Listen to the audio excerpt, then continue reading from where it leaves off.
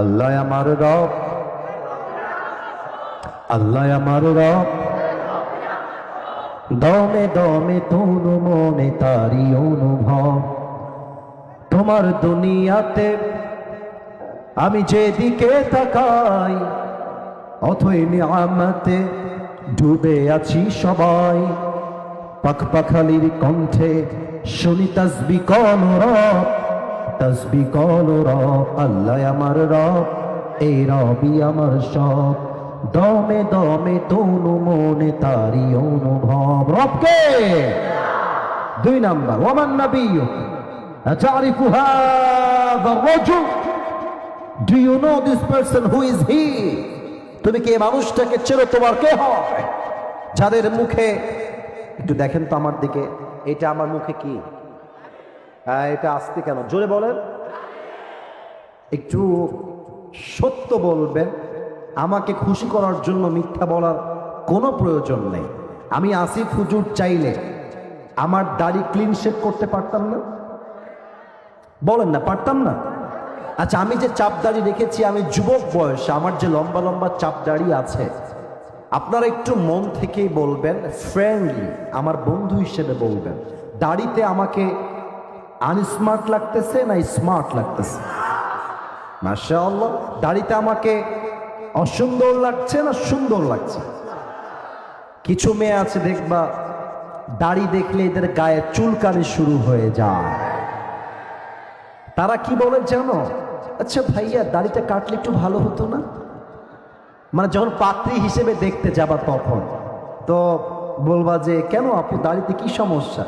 বলবে যে, দাড়িটা রেখে আপনাকে কেমন যেন চাচা চাচা লাগতেছে, আপনি দাড়িটা ক্লিন শেভ করে পড়লে you will look so smart, দাড়ি শেভ করলে আপনাকে আরো সুন্দর লাগবে। তো তুমি তো নওগাঁর ছেলে, তুমি ভদ্র ছেলে, ডিসেন্ট ম্যানারকে ফলো করবা, ভদ্রতা দিয়ে বলবা যে, আপু একটু সাইডে আসতে হবে, 1 মিনিট কথা বলবো আপনার সাথে। তো আপু যখন সাইডে আসবে, আপুকে ভদ্রতার সাথেই বলবা যে, আপু আপনার দাড়ি মনে হয় পছন্দ না, তাই না? তো যখন বলবে যে, হ্যাঁ ভাইয়া আমার তো দাড়ি নিয়ে একটু অ্যালার্জি আছে, দাড়ি আমার পছন্দ হয় না, তো তুমি বলবা যে, আপু আমি তো আমার নবীকে আপনার চাইতে কোটি গুণ নয়, কোটি কোটি গুণ বেশি ভালোবাসি।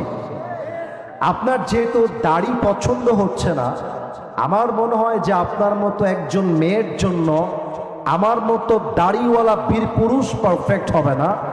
আপনার মতো মেয়ের জন্য বিটিএস এর হিজড়া ছাড়া পারফেক্ট কোনো অপশন আমার কাছে না। যেই মেয়ে দাড়ির জন্য বিয়ে করতে চায় না, সে আমার বউ হয়তো যোগ্যতাই তো রাখে না। নওগাঁর ভাড়া বলেন তো, আমার নবীর মুখে লম্বা লম্বা চাপ দাড়ি ছিল কি ছিল না? আমার নবীর মতো সুন্দর এই তল্লাতে দ্বিতীয় আর কেউ কি হতে পারে? চাঁদের চেয়ে সুন্দর তুমি, নবী আমার কামলিওয়ালা, দো জাহানের বাদশা তুমি, প্যারা নবী সাল্লে আলা। দো জাহানের বাদশা তুমি, প্যারা নবী সাল্লে আলা। চাঁদের চেয়ে সুন্দর তুমি, নবী আমার সূরাতুত তাকাসুর। বলেন সবাই সূরাটার নাম।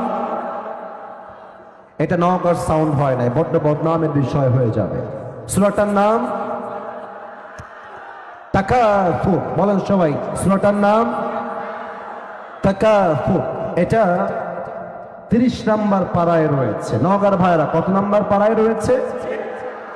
30 নাম্বার পারা। মাশাআল্লাহ, এই তো আমি আমার ডিজায়ার্ড সাউন্ডটা পাচ্ছি, আমি আমার কাঙ্ক্ষিত উত্তর পাচ্ছি। এই সূরার আয়াত সংখ্যা হচ্ছে মোট 8টা। বলেন সবাই কয়টা? এই সূরা এমন একটা সূরা যে সূরাটা মাদানী চ্যাপ্টারে নাজিল হয় না, বরং এই সূরাকে মাক্কি চ্যাপ্টারে নাজিল করেছে একজন। আওয়াজ দিয়ে বলেন সবাই, তিনি কে? এত আস্তে কেন? বলেন সবাই, তিনি কে? এই সূরার কথা কে বলছে? কথা কে বলছে? এই যে হলুদ গেঞ্জি, না এটা খুবই বাজে লাগছে আমার কাছে। তোমরা মনে হয় আদব শেখো নাই। এই যে এখানে কয়েকজন কথা বলছো, আদব শেখো নাই তোমরা। আমি কোরআন থেকে কথা বলছি, আদব আদব লাগবে। আদব ছাড়া তাফসীর হয় না। মেহেরবানি করে তোমাদের পায়ে আমার হাত, এর চেয়ে বেশি বিনয়ী আর হতে পারবো না। আমি অনেক অসুস্থ, অনেক বেশি। বললাম তো জোহরের নামাজ আসরের নামাজ বসে বসে পড়েছি ভাই, আর কেমনে বোঝাই, দাঁড়াবার শক্তি নাই, সারা দিন বিছানায় পড়ে আছে। মেহেরবানি করে এরকম আওয়াজ কইরেন না, বদনাম হবে। আমি তো একটু পরে উঠে চলে যাব, কি পাবেন মেসেজ বুঝতে হবে তো, আওয়াজ করবেন না। আল্লাহ রাব্বুল আলামিন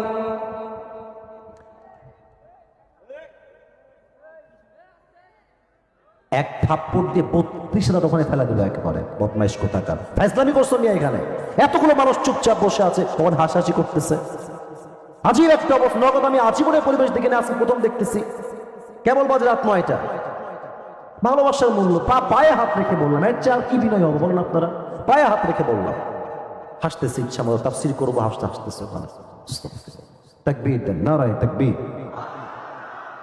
মাফ চাচ্ছি, আমি ধমক দেওয়ার মানুষ না। দেখেন পোস্টার আমার ছবি, এটা আমার হাসির ছবি। আমি হাসি করেই কথা বলি, আমি মজা করেই কথা বলি, ভালোবাসি সবাইকে। এটাকে তোমরা উইকনেস হিসাবে নিও না, মেহেরবানি করে। আর কোনো সাউন্ড চাই না। এই ঠিক করে দাও, ঠিক করে দেবে ভাই, ঠিক করে দেবে। এই সূরার মূল বিষয়বস্তু হচ্ছে on day we have to go back to our Lord. আমাদের সবাইকে একদিন ফিরে যেতে হবে একজন রবের কাছে। আওয়াজ দিয়ে বলেন সবাই, তিনি কে? আল্লাহর কাছে সবাইকে একদিন ফিরে যেতে হবে। এটাই হচ্ছে এই সূরার মূল বিষয়বস্তু। কলিজার ভাই, সাউন্ডটা ঠিক করতে কষ্ট হচ্ছে আমার কথা বুঝতে, এক্ষুনি ঠিক করে দাও। আপনারা একটু সময় দেন, ঠিক হয়ে যাবে। আসুন আমরা শুরু করি আয়াত ভিত্তিক তাফসীর। আল্লাহ তাআলা বলছেন, আলহাকুমুত তাকাসুর।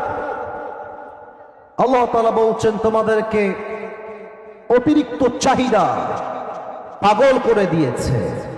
তোমাদের মনের মধ্যে যে অনেক চাই, এই যে আশা, it has distracted you from the reality, it has distracted you from the akhirah. আরো চাই স্বভাবটা মানুষকে আখিরাত থেকে গাফেল করে দিয়েছে। এটাই হচ্ছে প্রথম আয়াতের তরজমা।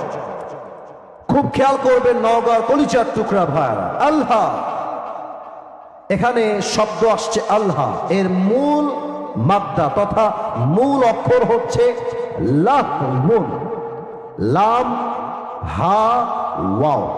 দেখা যাক যুবকরা আমার সঙ্গে বলতে পারে কিনা। লাম হা, মাশাআল্লাহ, এই তো। আরেকবার ট্রাই করি, লাম ওয়াও, লাহবুন। লাহবুন শব্দের অর্থ দুইটা পেয়েছি। এক, লাহবুন মিন্স এন্টারটেইনমেন্ট, মজা, চিত্ত বিনোদন। যেমনটা কোরআনে আল্লাহ তাআলা বলেছেন। আল্লাহ রাব্বুল আলামিন বলছেন, ই'লামু আন্নামাল হায়াতুদ দুনিয়া লাইবু ওয়া লাহু।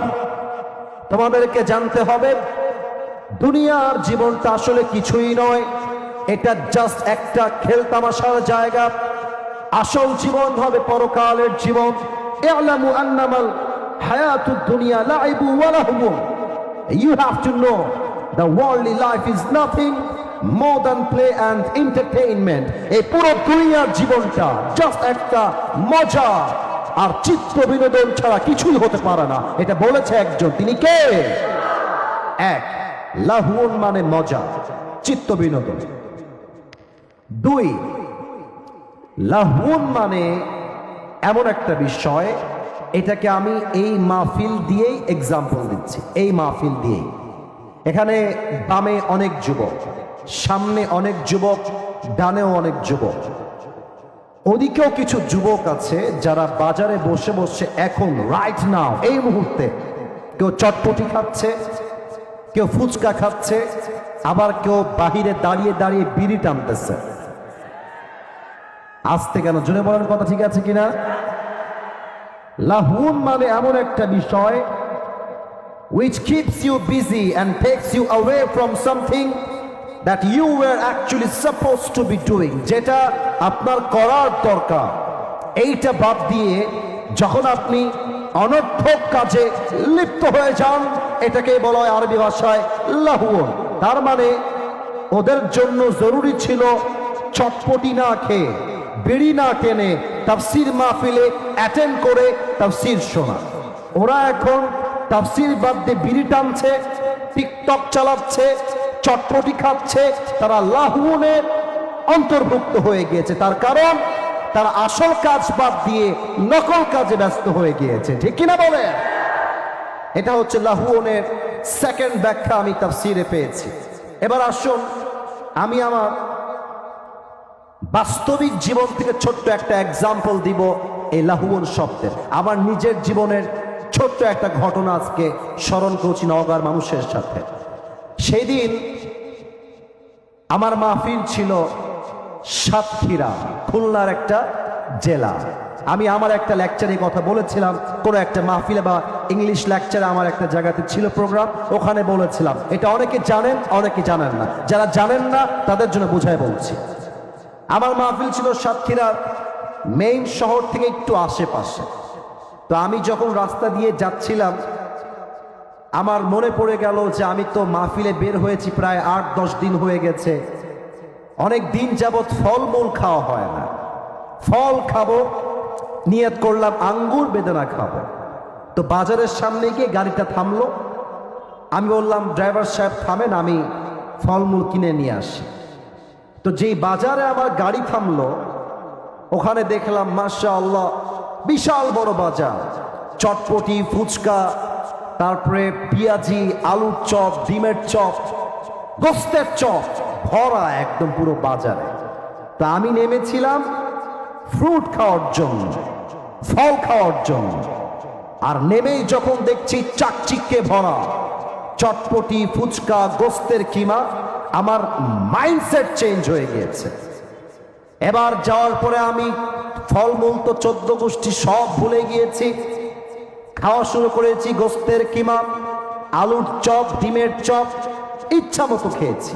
খেয়ে বিল পে করেছি, গাড়িতে এসে উঠে গেছি। আমি যখন মাহফিলে যাব, গাড়ি যাচ্ছে আমার, হঠাৎ করে মাথায় স্মরণ আসছে, আরে নামলাম কেন আর নিলাম কি, কিসের জন্য নামলাম আর কি করে আসলাম? নেমেছিলাম ফল কেনার জন্য আর খেয়ে আসছি গোস্তের কিমা আর গোস্তের চপ। এটাই হচ্ছে ব্যাখ্যা। দুনিয়াতে আপনি এসেছেন আখিরাতকে কামাই করবার জন্য, আল্লাহকে খুশি করবার জন্য।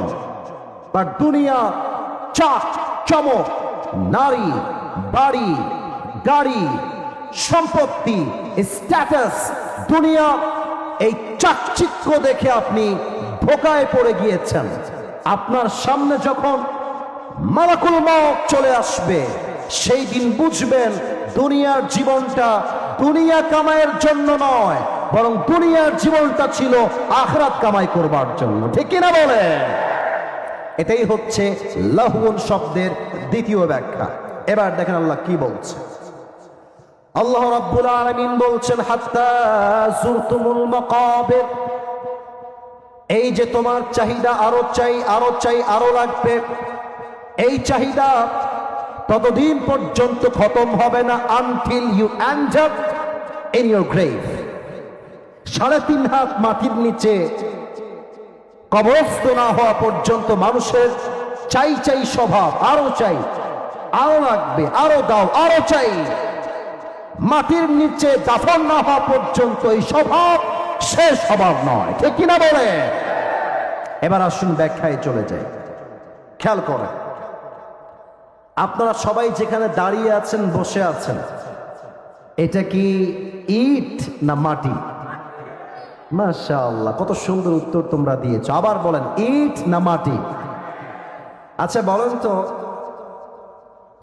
আপনার মৃত্যুর পরে আপনার লাশ কি আজীবন এসির রুমে রাখা হবে না মাটির নিচে দাফন হয়ে যাবে?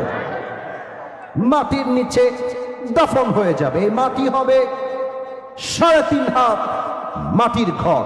আল্লাহ তাআলা বলছেন হাত্তা যুরতুমুল মাকাবির। এই কবরের জীবনটা শুরু হবে কেমনে একটু বোঝার চেষ্টা করো। কবরের জীবনে যাওয়ার পূর্বে সবাই একটা জিনিস ফেস করবে, তার নাম হলো মৃত্যু। আর এই মৃত্যুকে আল্লাহর হাবিব 2টি ভাগে ভাগ করেছেন। Number 1, the death of people, those who perform the salah, number 2 is the death of people those who do not perform the সালাহ। এক হচ্ছে নামাজি বান্দা, আর এক হচ্ছে বেনামাজি বান্দা। এখানে অনেকে নামাজি আছেন, বেনামাজিও আছেন। যারা নামাজি আছেন দেখেন কয়েকটা হাদিস বলছি, কলিজার সঙ্গে সেট করে নেন। আল্লাহর হাবিব বলেছেন, নামাজি বান্দার সামনে যখন মালাকুল মউত আসবে, তার চেহারার রং হবে সাদা ধবধবে, গায়ে একটা জুব্বা থাকবে, সাদা লম্বা জুব্বা, তার চেহারা হবে একটা তাগড়া যুবকের মতো। He will be looking like a very smart and handsome. দেখতে অসাধারণ সুন্দর হবে। নামাজির সামনে এসে দাঁড়িয়ে যাবে, এসে কি বলবে? ইয়া আইয়াতুহান নাফসুল মুতমাইন্না উখরুজি ইলা মাগফিরাতিল্লাহি ওয়া রিজওয়ানিহি। হে নামাজি বান্দা, আসো, বের হয়ে আসো। কোথায়? মালাকুল মউত বলবে, ইলা মাগফিরাতিল্লাহি ওয়া রিজওয়ানিহি, আল্লাহর জান্নাত এবং ক্ষমার দিকে বের হয়ে আসো। আল্লাহর জান্নাত তোমার জন্য অপেক্ষায় অপেক্ষমান রয়েছে। না, এটা নওগাঁর সুবহানাল্লাহ হয় না, বলেন সবাই সুবহানাল্লাহ। আর একবার জবান খুলে পড়েন সবাই সুবহানাল্লাহ। এবার দেখেন তো, আমার দুই হাতে আমি যেইটা ধরে আছি এটার নাম কি? এইটা কি গোল না চার কোনা? চার কোনা। হাদিস শোনান, কাফাম মিন নাকফানিল জান্নাহ ওয়া হানুত মিন হানুতিল জান্নাহ।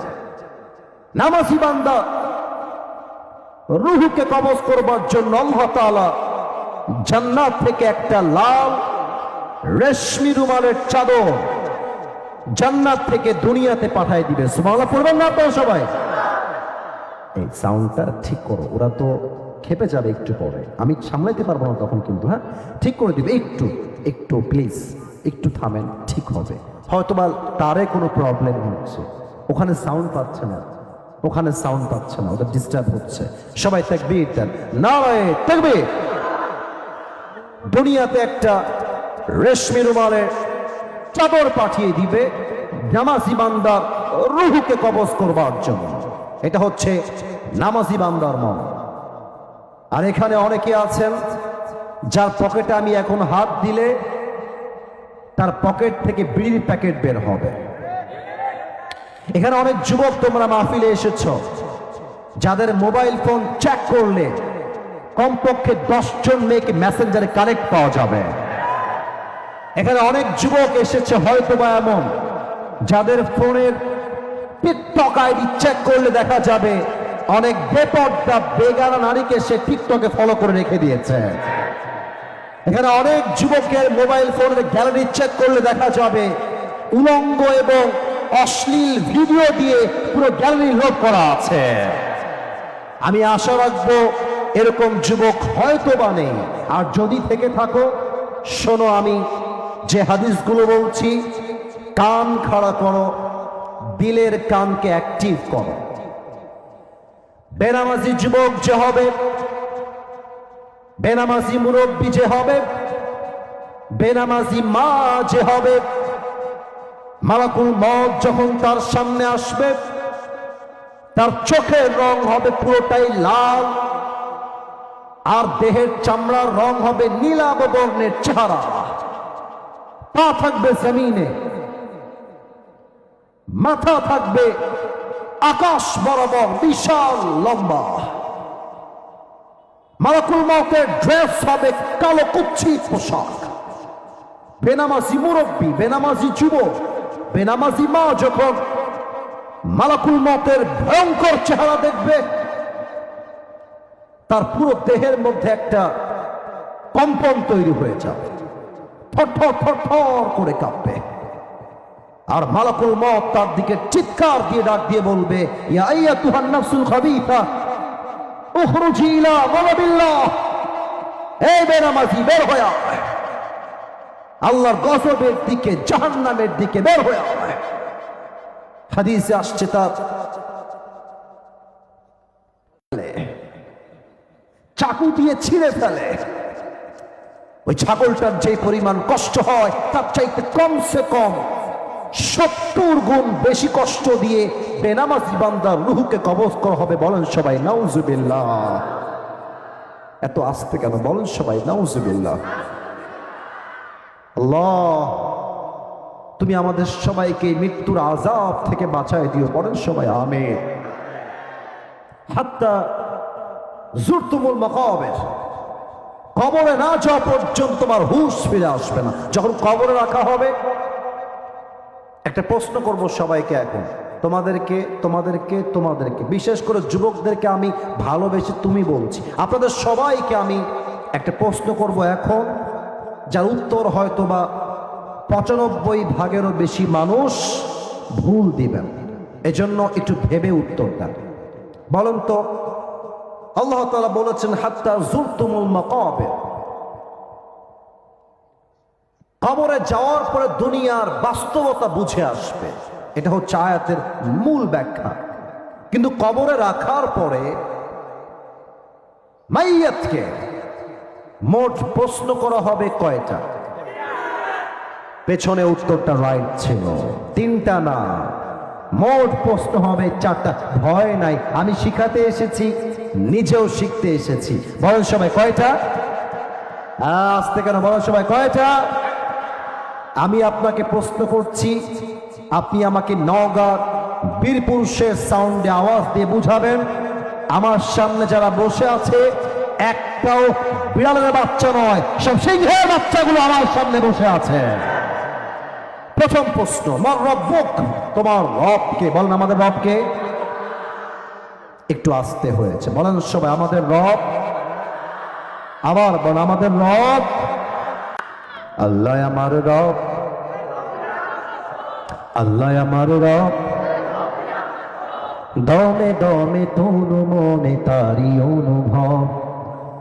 তোমার দুনিয়াতে আমি যেদিকে তাকাই, অথই নিয়ামতে ডুবে আছি সবাই।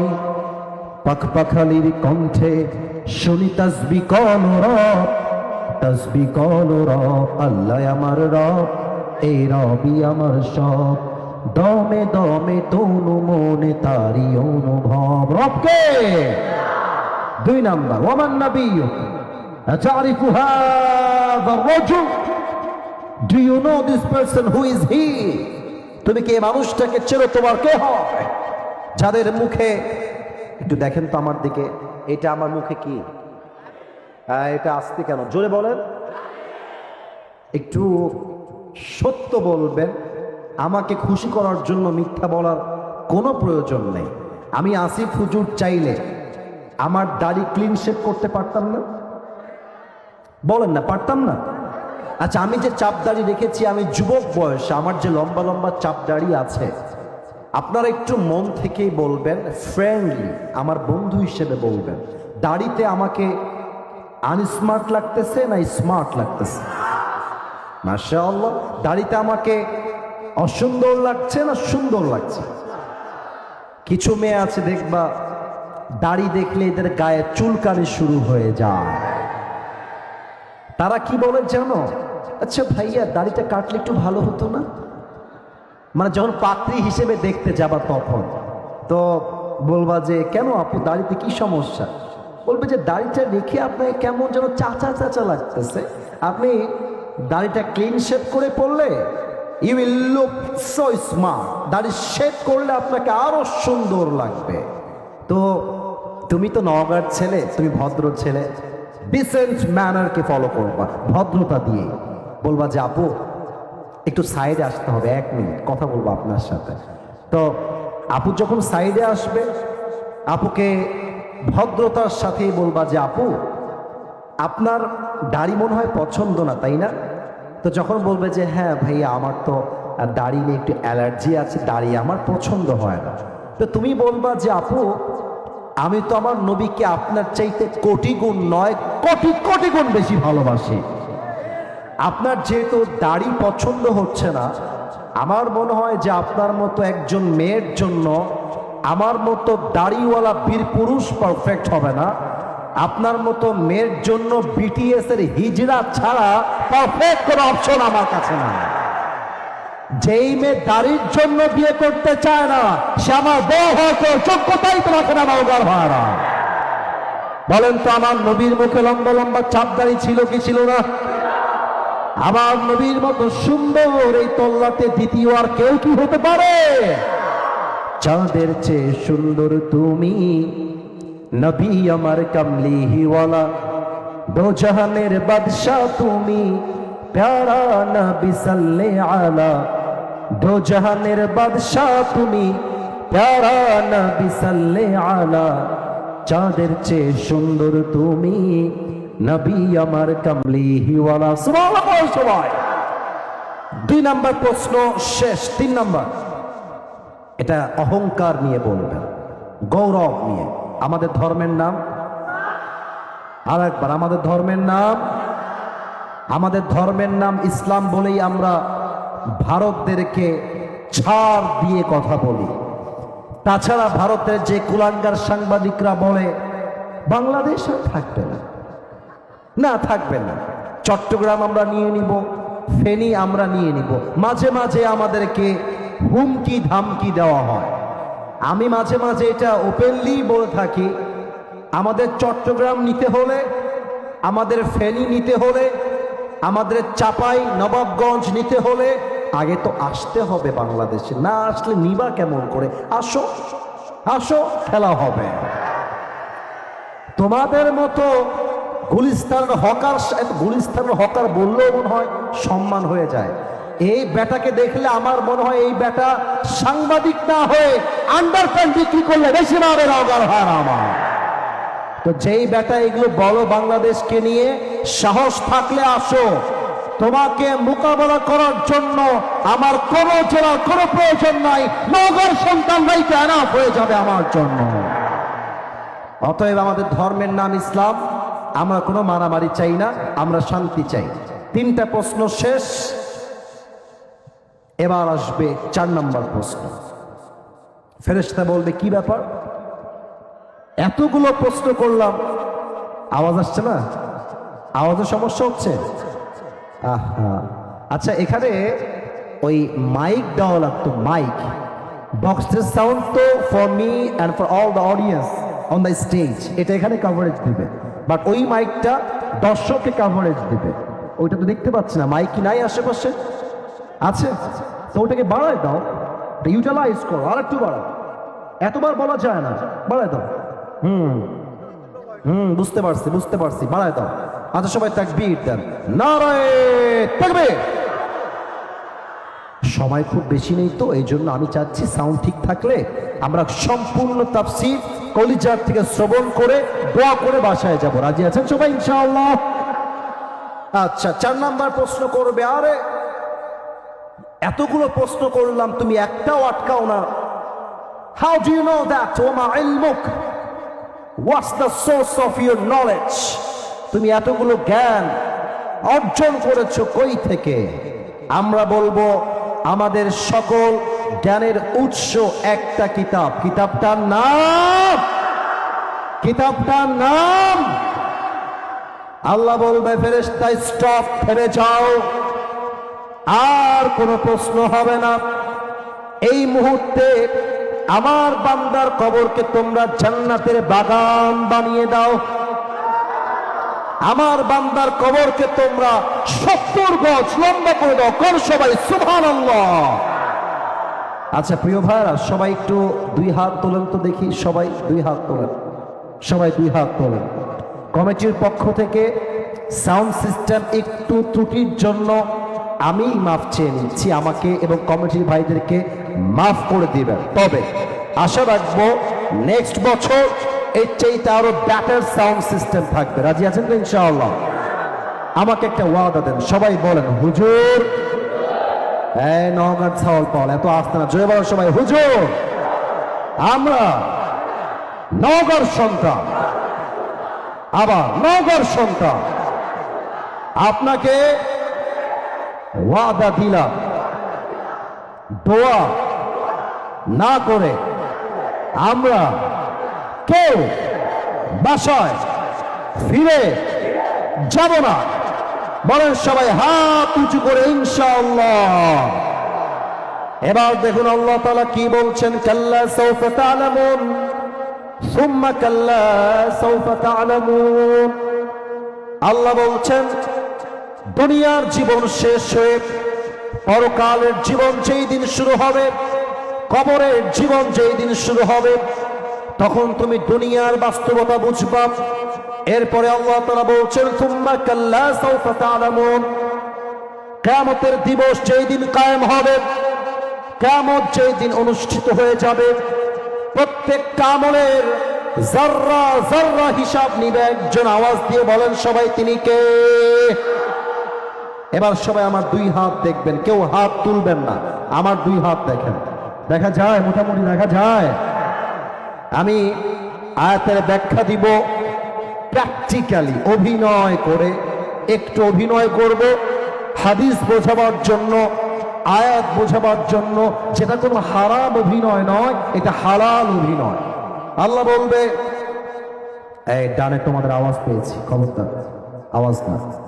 আল্লাহ কিয়ামতের দিন বলবে, আচ্ছা আমি আমাকে দিয়ে এক্সাম্পল দিচ্ছি। আল্লাহ বলবে, এই ফেরেশতা, আসিফ হুজুরের আমল নামা ওজন দাও। ওজন দেওয়া হবে, মিজান। এটা আমার ডান আমল, এটা আমার বাম আমল। আর একবার জিজ্ঞেস করতে চাই সবাইকে, এটা আমার ডান আমল, এটা আমার, এই কথা বলেন, এটা আমার ডান আমল, এটা আমার। তো আল্লাহ বলবে দুইটা ওজন দাও, ওজন দেওয়া হবে। তো আল্লাহ যদি দেখে যে বান্দার আমল নামাটা ডান আমল বাম আমলের চাইতে জাস্ট আ লিটল বিট, একদম 1% হালকা উঁচু হয়ে গিয়েছে, 1%, জাস্ট লাইক দিস, এতটুকু, আল্লাহ বলবে যাও, যেহেতু 1% বেড়ে গিয়েছে, আমার বান্দাকে এখনই তোমরা জান্নাতের ফয়সালা করে দাও। জোরে বলবেন না সুবহানাল্লাহ? আর একবার বলবেন না সুবহানাল্লাহ? 1% বেড়ে গেলেই আপনি জান্নাতি। এখান থেকে কি শিখলেন সবাই? জান্নাতে যাওয়ার জন্য আমল নামা 100-তে 100 হওয়া জরুরি নয়, বরং আমল নামা যদি 100-তে 51 হয়ে যায়, ফাহুয়া ফি ঈশাতির রাদিয়া। 1% বেড়ে গেলে আল্লাহ তাআলা বান্দার জন্য জান্নাতের ফয়সালা করে দিবে। সুবহানাল্লাহ। সুম্মা কাল্লা সাউফা তা'লামুন, এই আয়াত দ্বারা উদ্দেশ্য হচ্ছে হিসাব দিবস, কিয়ামতের দিবস। আচ্ছা, আপনারা হয়তোবা চিনবেন পাকিস্তানের একজন টপ ফেমাস স্কলার, তার নাম হচ্ছে মাওলানা তারিক জামিল। নাম শুনেছেন কেউ কেউ? হ্যাঁ শুনেছেন, অনেকে, অনেকে দেখেছেন, আমি শিওর। ওনাকে দেখবেন সাদা পায়জামা পরে, সাদা পাঞ্জাবি পরে, আর অলওয়েজ সাদা একটা পাগড়ি পরে থাকে। ভাষা বাংলা নয়, ওনার ভাষা হচ্ছে উর্দু ভাষা। তো মাঝে মাঝেই আমি তার ওয়াজগুলো ইউটিউবে শুনে থাকি, আমার কলিজায় গিয়ে প্রত্যেকটা কথা আঘাত করে। সেই দিন আমি একটা ওয়াজ পেলাম, তার ওয়াজের টাইটেল ছিল এইরকম, কিয়ামত के दिन बंदा का हिसाब कैसे होगा। হিসাব দিবসে আল্লাহ তাআলা বান্দার হিসাব কেমনে নিবেন, তার আমল নামার হিসাব কেমনে করা হবে। উনি একটা হাদিস বললেন যেটা খুবই মারাত্মক হাদিস। একজন যুবক আল্লাহর কাছে দাঁড়াবে আমল নামা নিয়ে। আল্লাহ বলবে ওই যুবকের আমল নামা ওজন দাও, আমল নামা ওজন দেওয়া হবে। তো দেখা যাবে ডান আমল বাম আমল ये दोनों बराबर हो जाए। তারিক জামিল বললেন দুইটা আমল নামাই সমান সমান হয়ে যাবে। এখন যতটুকু বোঝা যায়, please, time is going to over, please be patient, একটু ধৈর্যের পরিচয় দেন। যতটুকু যায়, যতটুকু যায়। ভাববেন আমল নামা এটাও 50, একটু বোঝেন আমার দিকে, look at my face, listen to me, একটু আমাকে শুনবেন। এটাও 50, এটাও 50। এবার বলেন তো, দুইটাই 50-50। এবার বান্দার জান্নাতে যাওয়ার জন্য, নওগাঁর মানুষ বড্ড চালাক আমি জানি, দেখা যাক উত্তর কি আসে। বলেন তো দুইটাই 50-50। এখন জান্নাতে যাওয়ার জন্য আমল লাগে আর মাত্র কয়টা? হ্যাঁ মাশাআল্লাহ, সবাই বলেন কয়টা? তারিক জামিল বললেন, ওই যুবক মনে মনে বলবে, अरे मुझे कोई टेंशन की बात ही नहीं है, मेरे बाप तो यहां पर है। मैं अपनी बाप से कहूंगा, मेरी बाप मुझे बस एक আমল दे दो तो मैं কনফার্ম জান্নাতি हो जाऊंगा। আব্বা একটা আমল লাগবে, শর্ট হয়ে গেছে, তুমি দিলেই আমি জান্নাতে। যুবকটা নো টেনশন, ডু ফুর্তি, বাপের কাছে যাবে, डाक दिए बोलबे अब्बा जान मेरी दोनों अमल दोनों के दोनों बराबर हो गया है, अगर मैं जन्नत में जाना चाहूं तो मुझे बस एक अमल की जरूरत है। अब्बा তোমার ছেলে একটা আমল পেলেই জান্নাতি, দাও একটা আমল আমাকে দাও। তো দেখেন আমার দিকে, আব্বা তাকায় থাকবে ওর দিকে আর বলবে কে তোমার বাপ? হাসছেন নাকি? কেউ হাসবেন না, এটা হাসে কথা নয়। কে তোমার বাপ? আমার তো দুনিয়ায় কোনো বউ ছিল না, সন্তান আসবে কই থেকে? বের হয়ে যাও, বের হও। কিসের বাপ? कौन है तुम्हारी बाप? मैं तुम्हारी बाप नहीं हूं, निकल जाओ यहां से, बेर हो।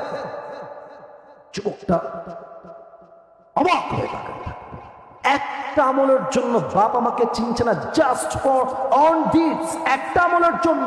হায় হায় হায়, ফিরে যাবে, মায়ের কাছে আসবে, ও আম্মা मैं तुम्हारी बेटा हूं,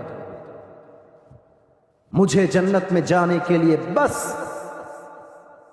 एक আমল की जरूरत है। मां তোমার ছেলেকে একটা আমল দিলেই তোমার ছেলে আজকে জান্নাতি হয়ে যাবে। मां मेरी बाप ने मुझे पहचानने से इनकार कर दिया, तुम मुझे इनकार मत करना। ও মা, আমার বাপ তো আমাকে চিনছে না আজকে, মা তুমি আমাকে অন্তত না বলে দিও না। মা মেজাজটা বিগড়ে যাবে আর ডাক দিয়ে বলবে कौन है तुम्हारी मां? मैं तुम्हारी मां नहीं हूं, मेरी तो दुनिया में शौहर ही नहीं था, बेटा कहां से आएगा? আরো মর্মান্তিক কথা, আরে কে তোমার মা? আমার তো দুনিয়ায় কোনো স্বামী ছিল না, সন্তান আসবে কই থেকে? ও খুরুজ, বের হও, গেট আউট, বের হও। বাবা মা ভাই বোন কেউ ছিল না। يوم يفر المرء من اخيه وامه وابيه, কেউ কাউকে ছিল না। মাওলানা তারিক জামিল বললেন যুবকটা হতাশ হয়ে যাবে, তার ডান হাঁটু এবং বাম হাঁটু দুইটাই তুলবে বুক বরাবর, এবার দুইটা হাত এমন করে দিবে, দুই চোখ দিয়ে পানি ছাড়বে আর চিৎকার দিয়ে বলবে মুঝে বাস এক আমল কি জরুরত হ্যায়, আর কান্না করবে। কিয়ামতের দিবসে একজন যুবক তার কাছে আসবে, এসে বলবে ভাই तुम क्यों रो रहे हो, तुम्हें क्या चाहिए मुझे बताओ। এই ভাই কাঁদছেন কেন, কি হয়েছে আমাকে বলো। তো যুবকটা মাথা নিচু রাখবে, মাথা তুলবে, এই ভাই আপনি জানতো, अरे আমার बाप চিনছে না, মা চিনছে না, आप मुझे कोई मदद नहीं कर सकते, निकल जाइए यहां से, বের হন, আপনাকে দিয়ে আমার কোনো লাভ হবে না। तो যুবকটা অনুরোধ করে বলে भाई मुझे बताइए कि आपको क्या चाहिए, मैं आपकी मदद शायद कर भी सकता हूं, বলেন না ভাই কি লাগবে। तो मौलाना तारिक जमील बोलें जो যুবকটা के डाक दिए बोले भाई मेरी जो दोनों अमल है ये दोनों बराबर हो गया है, ये भी 50 है ये भी 50 है, मुझे जन्नत में जाने के लिए बस एक अमल की जरूरत है। भाई रे सब ठीक ठाक, একটা আমল হলেই আমি জান্নাতে। বলবে আর ইউ শিওর, আপনি কি সুনিশ্চিত যে একটা আমল হলেই আপনি জান্নাতি? আমাকে স্পষ্ট ভাষায় বলেন। যুবক বলবে ইয়েস, একটা আমল হলেই আমি আজকে জান্নাতি হয়ে যাব। এবার ঘটবে এক অবাক করা ঘটনা। যুবক বলবে ভাই ওই একটা আমল যদিও আপনার বাপ মা ভাই বোন বউ কেউ আপনাকে দেয় নাই আমি জানি, তবে ওই একটা আমল আজকে আমি আপনার ভাই আপনাকে আমি দান করব। এটা নওগাঁর সুবহানাল্লাহ আমি আশা করি নাই, জোরে বলেন। আল্লামা দেলোয়ার হোসেন সাইদি হুজুরের একজন ভক্ত আমি, আসবে থোড়া সা ইন্তজার করলো ইয়ার, একটু থামো। দেলোয়ার হোসেন সাইদি হুজুর বলতেন একটা কথা, বিনা পুঁজির ব্যবসা, পুঁজি নাই